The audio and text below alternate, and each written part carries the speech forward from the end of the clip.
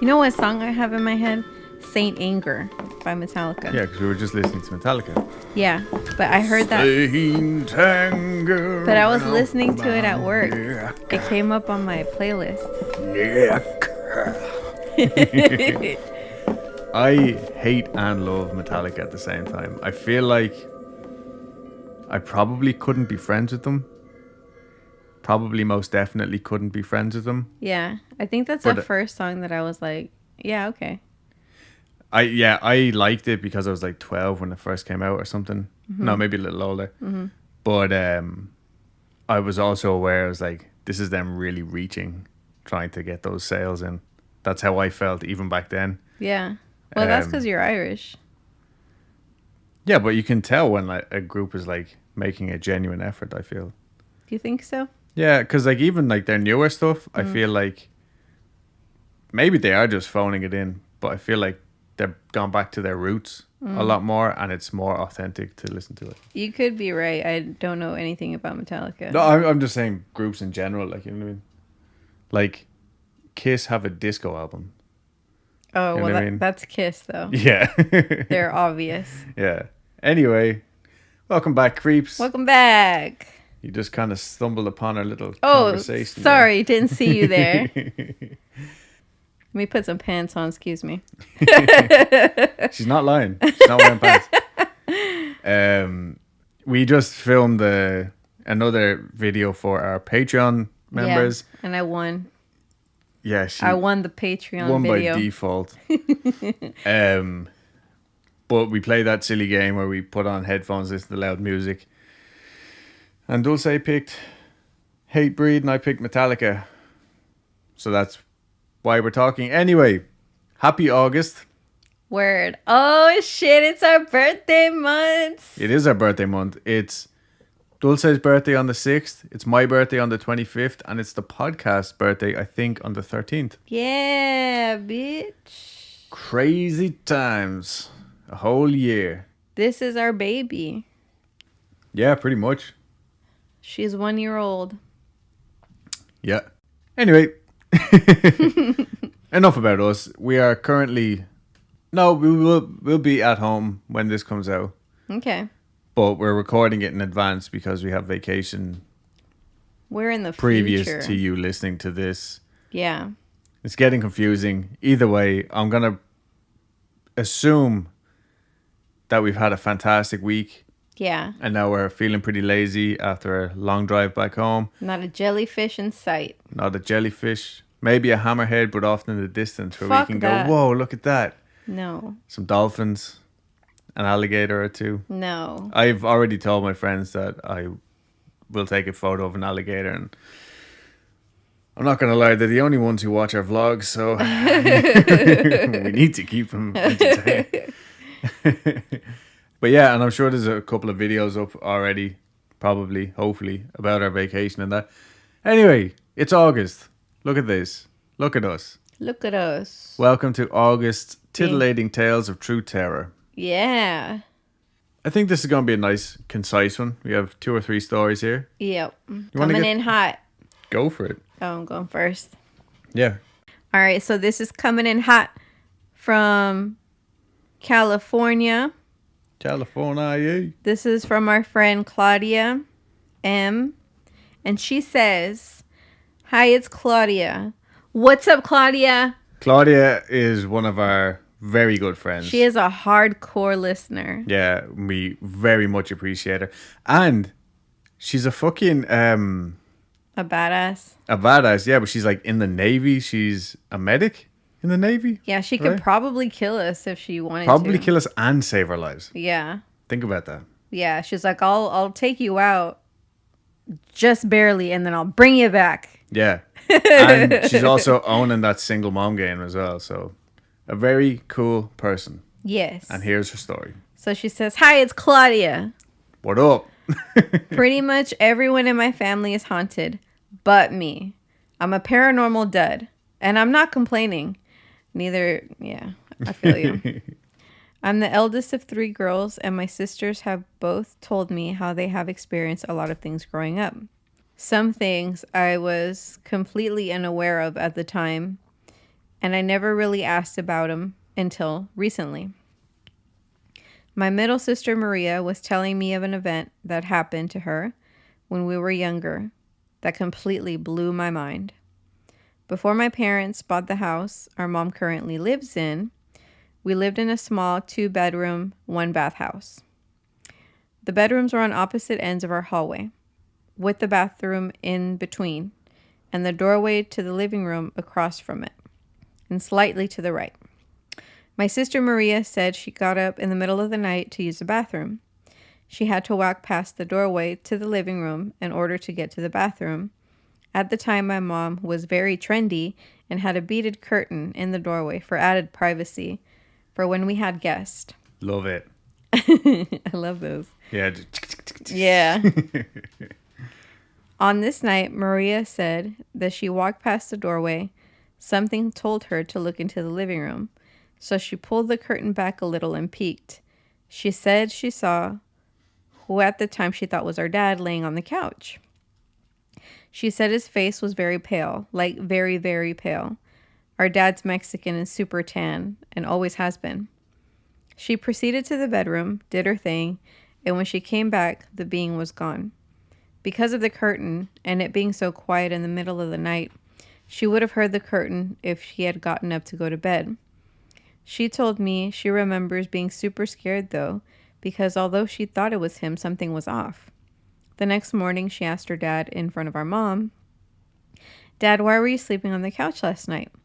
My mother immediately responded, "He didn't sleep on the couch, he was in our room." Maria then remembers my dad making a face at my mom and saying, "Oh yeah, I fell asleep watching TV," in an effort to make her not feel scared. Okay.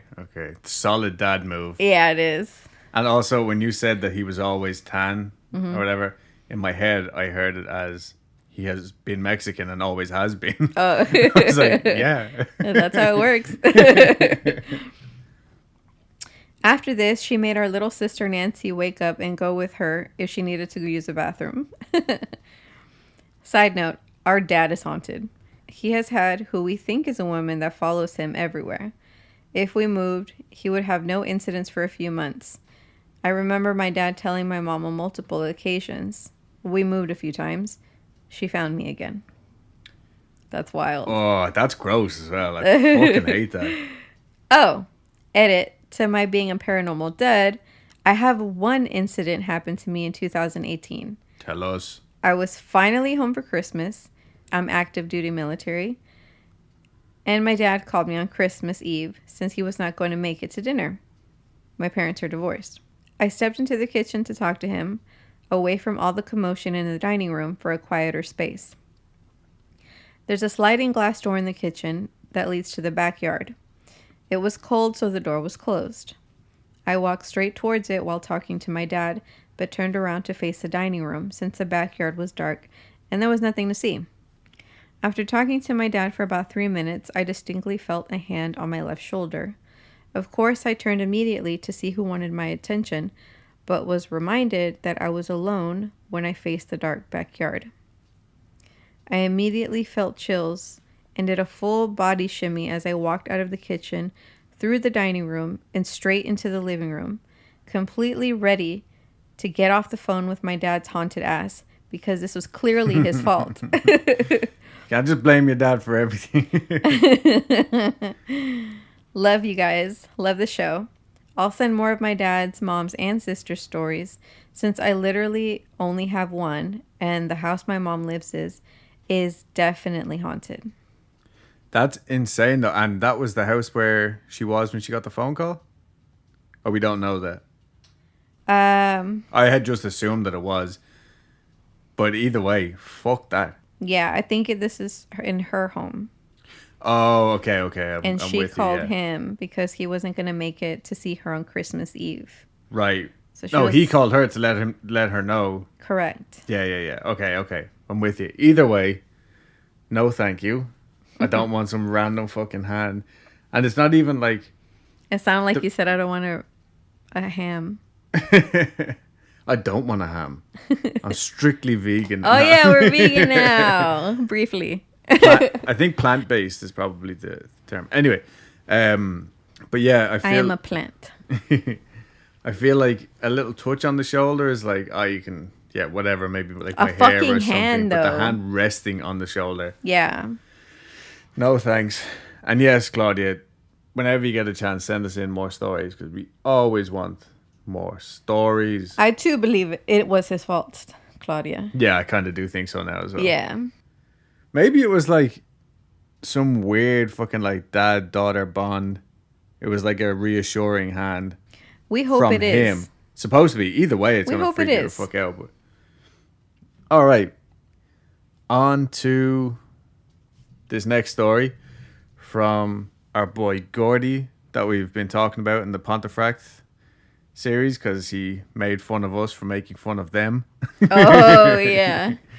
And I was just talking to him there, and he's won himself a nice few quid on the horses. So Very enjoy good. that. Buy yourself a nice steak dinner. Yeah, if it was me, and this is what day is it today? The 22nd. Today's Thursday. And it's gonna come out on the 1st. It's July. That money is spent. Okay, he says. He says, you guys suck. And that's it. That was scary. Yeah, you could have just left a review, to be honest with you. All right. When we were kids, my nana was a tough Irish lady with a wicked sense of humour. My oldest brother James used to get into trouble at her house, and she'd tell him that when she was dead, she was going to come back and haunt him. Ah. Great thing to threaten a 9-year-old with, I know. But that's the kind of woman she was. That's Love what it. they'll say about me. Yeah, I'll be telling everybody this. My nan's house was always busy, always full of friends and all my cousins. My uncle Kevin lived with my nan I'm not really sure how to describe my Uncle Kev. He's a grown man, but he has the mind of a 6-year-old, which sounds a shame, but he's happy enough, and to this day, at age 48, still believes in Santa. Here, that's the fucking dream. That's really cool, though. Okay, yeah, as long as he's happy, man. Now, my Uncle Kev speaks very slowly due to his condition, and it can take him a while to get his sentences out. This is relevant, I assure you. Oh, okay. In 1994, my nan sadly passed away from cancer. It was a tough time, especially for my Uncle Kev. He spent time living with his brothers and sisters, one of his sisters being my mum.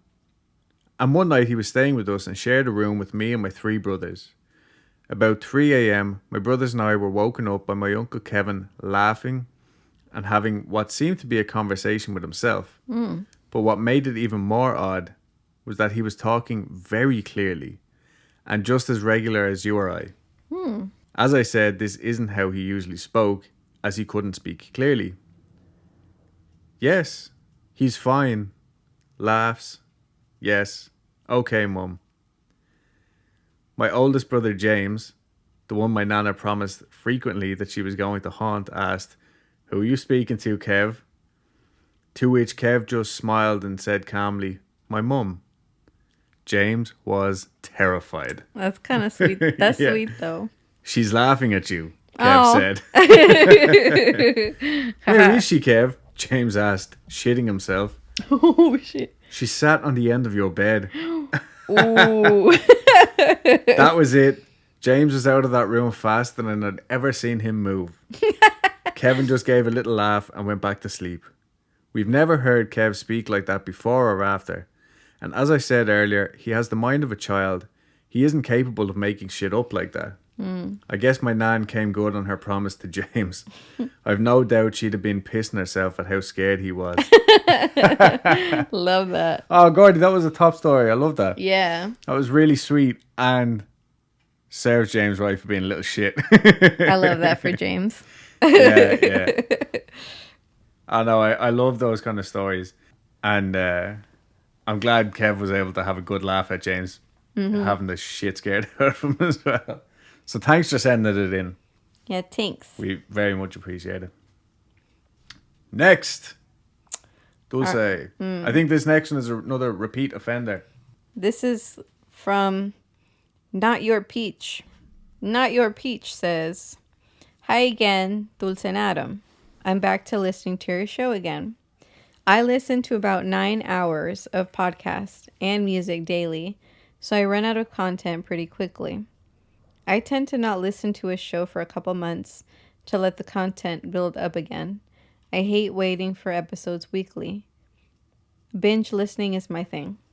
I'm guilty of doing that too. Don't worry. My first episode back was May's Titillating Tales of True Terror. And oh my god, you guys. I was listening to Claire tell her story about seeing my sleep paralysis monster and putting her in a box. You guys, I haven't had an episode with her in months. Okay, so just to recap, because we just had to go back and listen to May's thing just to be sure that we were thinking about the same story. Claire heard Perla's first story in April, and that night she had a dream about the woman in Perla's dream, and in that dream she told her not today, and the woman just kind of disappeared into a box. And ever since then, Perla has not had this dream. Oh, wow. Do you get it now? Now I get it. I knew you were confused. That's why I was like, this is a cool thing. And you were like, it is. Okay, whatever. No, I was like, I don't understand. But I get it now. Okay. Because you explained it to me. Okay, so now we're all up to scratch. Any other normal human being should do with someone as confused as I. Now that I get it, that's fucking awesome. That's really fucking cool. Yeah, right? So this is like the first time that that's happened. I've never heard of that before, but I love it. Oh, yeah. Like, but even in terms of just two listeners remotely interacting, you know what I mean? Claire, if you're listening to this, reach out to us. We'll get you in touch with Perla if that's what they want. Yeah. We will bridge the gap. You guys, I haven't had an episode with her in months. So now we get it. Or now I get it. Yeah. I had such a strong emotional reaction listening to the story. I got goosebumps. My heart rate went up. I even got tears in my eyes. Since I wrote my story in and you guys advised to find ways to protect myself and my son, I've been finding different ways to do so. Writing it in and having people believe me was the first critical step. I've had the normal sleep paralysis occasionally and some pretty scary nightmares, but nothing close to what I had been dealing with. My son is getting over fears and he's waking up less and less, which is nice for both of us. Overall, we're doing great. That's good. Yeah, that's amazing. In the last story, I mentioned my Uncle Omar and how he has come back and given us signs that he's still around. My grandma has a prayer she would always say with her kids before bed. After my uncle died, she was understandably heartbroken and grief-stricken. One day, she found her Bible on her altar, open to the page with the prayer on it. It helped her find some closure and peace with his passing. She lives alone, so no one could have set it up for her. She's very meticulous when taking care of her altar, so she knows exactly how everything needs to look. It was a sweet surprise. The not-so-great surprise happened to his longtime girlfriend. It took her a while to find love again after his passing. No one blames her for moving on. We're all very supportive and happy for her. It seems Omar was not. He came back and possessed her new boyfriend. What? It started off with the boyfriend losing time. He couldn't remember conversations or things they'd done together. But one day it clicked with her.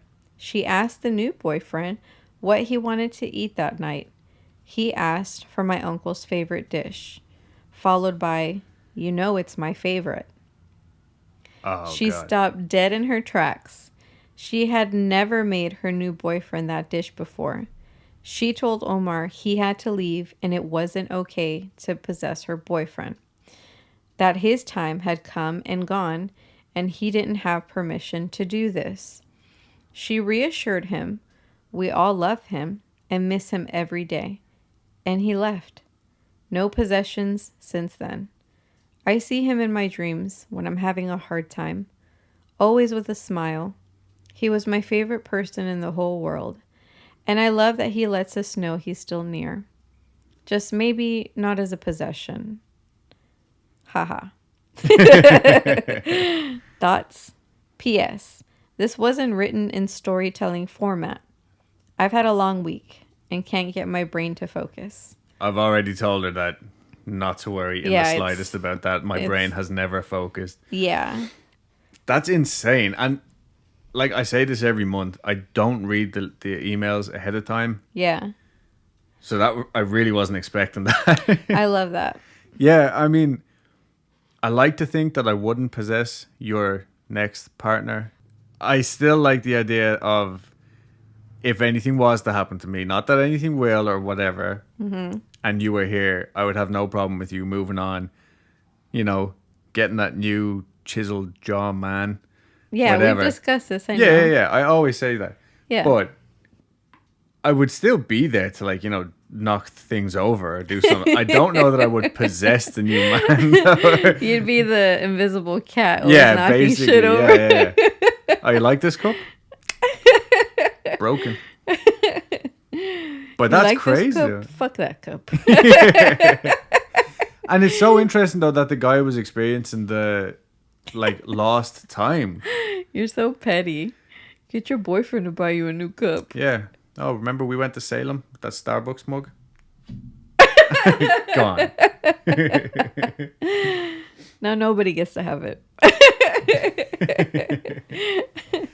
But yeah, Perla, that's nuts. I still can't get over that.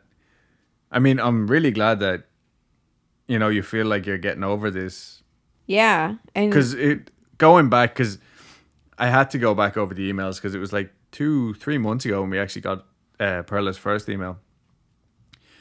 And they said that her dad thinks that they're actually, the whole family is cursed from Mexico, right? Mm-hmm. If you guys want to hear it, go back to April's Titillating Tales of True Terror.